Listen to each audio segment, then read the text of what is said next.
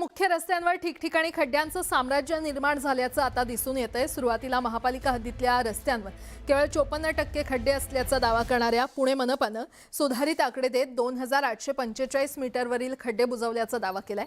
आता ही आकडेवारी नीट समजून घेतली तर 2 किलोमीटर इतक्या अंतराचे खड्डे बुजवलेले आहेत। सुरुवातीला 54च खड्डे असल्याचं सांगणाऱ्या महापालिकेच्या नव्या दाव्याचे त्यांचीच हवा काढलेली आहे। पण खरंच खड्डे बुजवलेत का? तर सत्य परिस्थितीमध्ये उपनगरांमध्ये रस्त्यांची चाळण झाली आहे। मध्यपेठांमध्ये छोट्या छोट्या खड्ड्यांनी प्रवास मणक्याच्या दुखण्यापर्यंत नेलाय आणि त्यामुळे रस्ते कधी खड्डेमुक्त होणार असा सवाल उपस्थित करण्यात येतोय।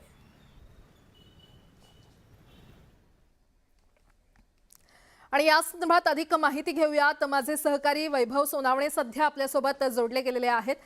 वैभव, पुण्यामध्ये मुख्य रस्त्यांवरच ठिकठिकाणी खड्डे पडलेले आहेत, मात्र जो काही दावा करण्यात आला होता 54 खड्ड्यांचा तो पूर्णपणे सपशेल फोल ठरला असल्याचं समोर येतंय। काय अपडेट? प्राजक्ता, पुणे महापालिकेच्या हद्दीत एकूण जवळपास 2200 किलोमीटरचे रस्ते आहेत आणि या सगळ्या रस्त्यांवरती मिळून केवळ 54 खड्डे आहेत असा अहवाल जो आहे तो पुणे महापालिकेने गेल्या आठवड्यामध्ये दिलेला होता। आता सुधारित आकडेवारी जी देण्यात आली आहे त्यानुसार साधारणपणे 2 किलोमीटर जे आहेत इतक्या अंतराचे खड्डे त्यांनी बुजवलेत असं सांगितलंय। किती खड्डे आहेत हे सांगितलेलं नव्हतं, मात्र शहरांच्या मध्यपेठांमधली अवस्था आपण पाहतोय। या ड्रेनेजच्या आजूबाजूला जे रस्त्याच्या लेवलला आणले गेले होते, पुणे ग्रँड टूर सायकल स्पर्धा जी होती त्यावेळी म्हणजे साधारण 6 महिन्यांपूर्वी हे रस्ते जे आहेत ते जवळपास 800 कोटी रुपये खर्च करून संपूर्ण शहरातले रस्ते जे आहेत ते ड्रेनेजच्या आजूबाजूला या अशा पद्धतीनं भरण्यात आलेले होते आणि आता त्याची परिस्थिती आपण पाहतोय। 4 ते 5 इंचाच्या वरती मोठमोठाले खड्डे जे आहेत ते या ड्रेनेजच्या बाजूला पडलेले आहेत आणि भर पावसामध्ये दुचाकींचे अपघात जे आहेत ते सातत्यानं होत आहेत। शहराच्या मध्यपेठेत म्हणजे सदाशिव पेठेमधला हा रस्ता आहे आणि रस्त्याच्या अंतर्गत गल्ल्या आहेत त्याची तर परिस्थिती विचारायची सोय नाहीये। इतक्या मोठ्या प्रमाणावरती खड्डे जे आहेत ते छोटे छोटे खड्डे पडलेले आहेत जे फार लक्षात येत नाहीत, मात्र त्याच्यामुळे प्रवास जो आहे तो दुचाकी चालकांच्या मणक्याच्या पाठीच्या दुखण्याच्या तक्रारी ज्या आहेत त्या मोठ्या प्रमाणावरती वाढलेल्या आहेत आणि त्याच्यामुळे नागरिकांकडून संताप व्यक्त केला जातोय। आपल्या सोबत काही कार्यकर्ते आहेत, त्यांना विचारूया। या खड्ड्यांची एकूण परिस्थिती पाहिल्यानंतर आता तुम्हाला महापालिका जो दावा करते 2000 किलोमीटरपेक्षा जास्त खड्डे बुजवले, 2 किलोमीटरचे खड्डे जे आहेत ते बुजवल्याचं, त्यात किती तथ्य वाटतंय? आता हाच रस्ता 2 किलोमीटरचा असेल, या रस्त्यामध्ये दर दिवसाला खड्डे पडतायत का अशी वेळ आलेली आहे। आता बघायला गेलं तर ते आता खड्डे दाखवलेत। इथे शाळांचा परिसर आहे, कॉलेजचा परिसर आहे, विद्यार्थी असतील, पालक असतील, जर विद्यार्थ्यांना किंवा लहान मुलांना जर शाळेतून घरी जाताना काही अपघात झाला तर हे 2 किलोमीटरचे खड्डे किंवा पालिकेचा दावा हा कुठे कामाला येणार नाहीये। परंतु याची जबाबदारी कोण घेणार? किंवा नुसतं 800 कोटी 1300 कोटी नुसतं इव्हेंट करून उपयोग होणार नाहीये किंवा मोठमोठे नेते आले तर ते खड्डे तात्पुरते मलमपट्टी करून त्याच्यावर काय उपयोग होणार नाही। याच्यावर ठोस उपाययोजना केली पाहिजे। भाजपचे 100 पेक्षा जास्त नगरसेवक असून आणि त्यांचे आमदारही या प्रभागातले असून, नगरसेवक या प्रभागातले असून, त्यामध्ये यांना कोणत्याही पद्धतीने याच्यात गांभीर्य नाही। या बाबतीत हे फक्त पालिकेमधील कॉन्ट्रॅक्ट आहे। तुम्ही काय करता? खड्ड्यांची परिस्थिती काय आहे तुमचं स्वतः? मी स्वतः प्रसन्न शिंदे, मी इंजिनिअरिंग कॉलेजला आहे, आरटीओच्या शेजारी विमान ठेवलंय तिथं AISSMS ला। खरंच खड्डे खूप झालेत, पब्लिक खूप त्रास झालेला आहे, कारण का ज्यांचे मणके गेले त्यांना कोण जबाबदार असं प्रत्येक जण विचारतात। मला स्वतःला मी पडलोय पण मी वाच्यता केली नाही। आता तुम्ही बोलताय म्हणून, विचारताय म्हणून मी तुम्हाला सांगतो। बरं, महापालिका तर दावा करते खड्डे भरलेत किंवा 54 खड्डे आहेत, नाही असं इकडे या टिळक रोडला तर आहेत, या साईडला आहेत दारा, ते त्यांनी करावं। प्रशासन फार गांभीर्यानं घेत नाही असं एकूण चित्र आहे। ते केवळ आकडे देतात, फसवणूक करायचा प्रयत्न करतात असं वाटतं का तुम्हाला? नाही तसं वाटत नाही, पण रियालिटी वेगळी आहे, कारण का खड्डे इथं दिसतायत ना असं म्हणून चालणार।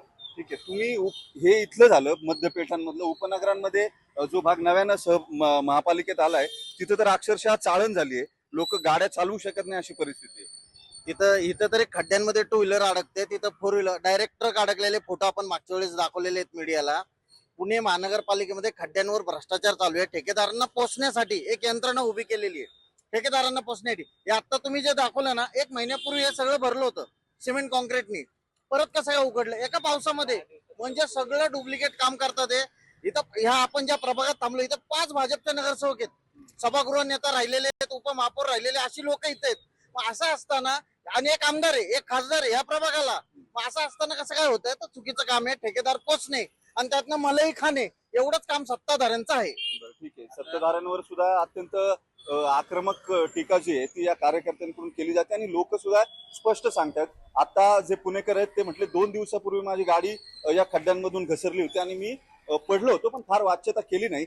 सर्वसाधारण पुणेकर हे रोजच्या जगण्याच्या धबडक्यामध्ये या सगळ्या तक्रारी ज्या आहेत त्या तक्रारी करण्याच्या फार भानगडीत पडत नाहीत. मात्र प्रत्यक्षात जेव्हा त्यांना विचारायची बोलायची संधी येते तेव्हा ते अशा पद्धतीने व्यक्त होत आहेत. त्यामुळे महापालिकेकडून दिली गेलेली आकडेवारी किती खोटी आहे हे आता स्पष्ट होतंय. या शहरातल्या नागरिकांना राहण्यायोग्य प्रवासयोग्य रस्ते देणं इतकी माफक अपेक्षा जी आहे ती त्यांच्याकडून पुणेकरांकडून केली जाते, ती तरी महापालिकेनं द्यावी. खरं आहे वैभव, अगदी बेसिक अपेक्षा आहे आणि ती तरी आता पूर्ण करावी अशीच अपेक्षा आपणही ठेवूया. धन्यवाद या संपूर्ण माहितीसाठी. नाशिक शहरातील रस्त्यांवरील खड्ड्यांमुळे नागरिकांचा संताप वाढत असतानाच प्रशासनाने आता खड्डे बुजवण्याच्या कामाला वेग दिलाय. गेल्या काही दिवसात या खड्ड्यांमुळे अनेक नागरिक जखमी झाले असून 5 जणांचा मृत्यू झालेला आहे. विरोधकांकडून देखील यावर आंदोलन सुरू असताना कुंभमेळा मंत्री गिरीश महाजन यांच्या निर्देशानंतर महापालिकेनं युद्धपातळीवर काम सुरू केलंय. महापौर हिमगौरी अडके आणि उपमहापौर विलास शिंदे यांनी स्वतः रस्त्यावर उतरून विविध भागातील खड्डे बुजवण्याच्या कामाची पाहणी केली आणि नागरिकांना लवकरच सर्व खड्डे बुजवले जातील असं आश्वासन दिलंय.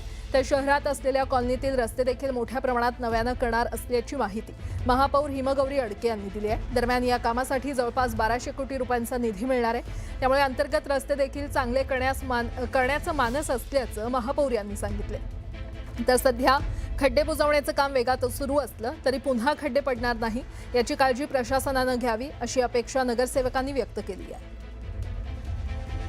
स्वतः आम्ही याची पाहणी काल MIDCची पाहणी सन्माननीय गिरीश भाऊंनी केली आणि त्यामध्ये अंबड आणि सातपूर MIDC याची देखील पाहणी झाली आहे. तर युद्ध पातळीवरती रात्रीपासूनच हे काम आम्ही सुरू केलेलं होतं. अंबडला केलं होतं आणि सातपूरला कारण काल शनिवार होता. आणि आता आपण बघताय की कार्बन नाक्यावरचे देखील खड्डे आम्ही 2 पद्धतीने बुजवतो. जिथे जिथे मोठे खड्डे असतील तिथे आधी आम्ही मिलिंग मटेरियल टाकतो. जिथे जिथे हेवी लोड जाणार असेल तिथे मिलिंग मटेरियल टाकून इमल्शन टाकून खाली आपण पेवरला मॅच करतोय. पेवर इंटरनॉकिंग करून मग त्याच्यावर पुन्हा मिलिंग मटेरियल टाकून आणि मग आपण त्याच्यावर व्हायब्रेटर आणि रोलर फिरवतो.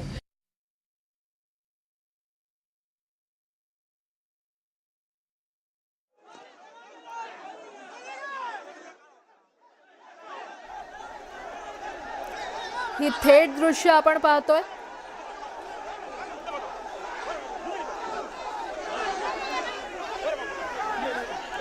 ही थेट दृश्य माजी उपमुख्यमंत्री उदयनिधी स्टॅलिन यांना एका भाषणादरम्यान अभिनेत्री त्रिशा कृष्णनवर दुहेरी अर्थाची टिप्पणी केली होती आणि आता स्टॅलिन यांना अटक करण्यात येते. ही थेट दृश्य आपण पाहतोय. प्रकरण काय आहे तर माजी उपमुख्यमंत्री उदयनिधी स्टॅलिन यांनी एका भाषणादरम्यान अभिनेत्री त्रिशा कृष्णनवर दुहेरी अर्थाची टिप्पणी केली होती आणि त्यानंतर आता स्टॅलिन यांना नेण्यात येत आहे. त्यांना ताब्यात घेण्यात आलेला आहे.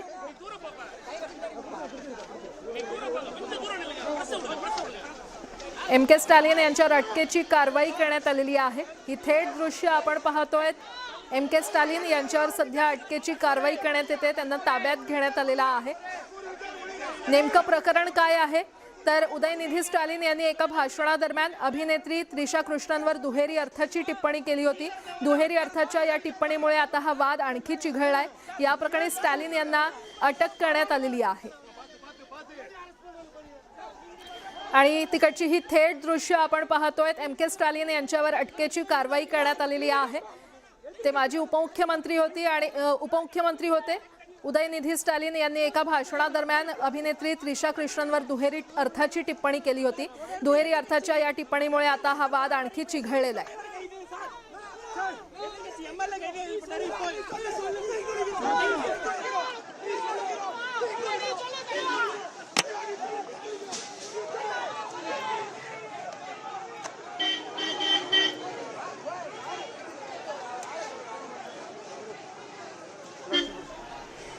आणि आता ही थेट दृश्य आपण पाहतोय. उदयनिधी स्टॅलिन यांना अटक करण्यात आलेली आहे, त्यांच्यावर अटकेची कारवाई करण्यात आलेली आहे।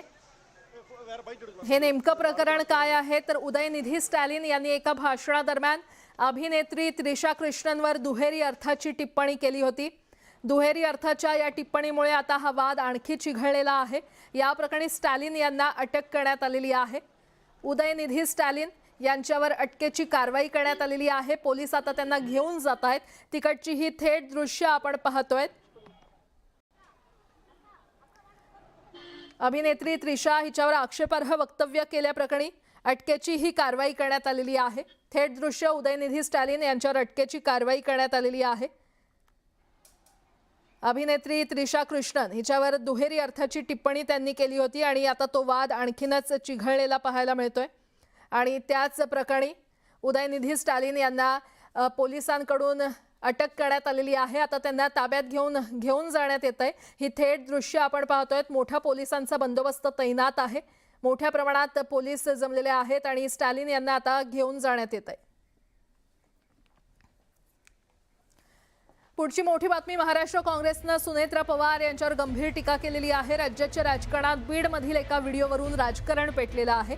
बीडच्या कायदा सुव्यवस्थेवरून सुनेत्रा पवारांना प्रश्न विचारणाऱ्या माध्यमांना धनंजय मुंडेंनी थांबवलं होतं आणि याच मुद्द्यावरून काँग्रेसनं सुनेत्रा पवारांना टोला लगावलाय। महाराष्ट्र काँग्रेसनं संबंधित पत्रकार परिषदेतील व्हिडिओ पोस्ट करत सुनेत्रा पवारांचा उल्लेख थेट गुंगी गुडिया असा केलाय। यामुळे नव्या वादाला तोंड फुटण्याची शक्यता आहे। सुनेत्रा पवार अजून किती दिवस गुंगी गुडिया बनून राहतील असं ट्विट काँग्रेसकडून करण्यात आलंय। काँग्रेसच्या या ट्विटनंतर आता राष्ट्रवादीनं देखील काँग्रेसवर सडकून टीका केली आहे। मोठी बातमी आपण पाहतोय। महाराष्ट्र काँग्रेसनं सुनेत्रा पवार यांच्यावर गंभीर टीका केलेली आहे। राज्याच्या राजकारणात बीडमधील सुनेत्रा पवारांच्या पत्रकार परिषदेतील एका व्हिडिओवरून हे राजकारण तापलेलं आहे। बीडच्या कायदा सुव्यवस्थेवरून सुनेत्रा पवार यांना प्रश्न विचारणाऱ्या माध्यमांना धनंजय मुंडे यांनी थांबवलं होतं आणि याच मुद्द्यावरून काँग्रेसनं सुनेत्रा पवार यांना टोला लगावलेला आहे।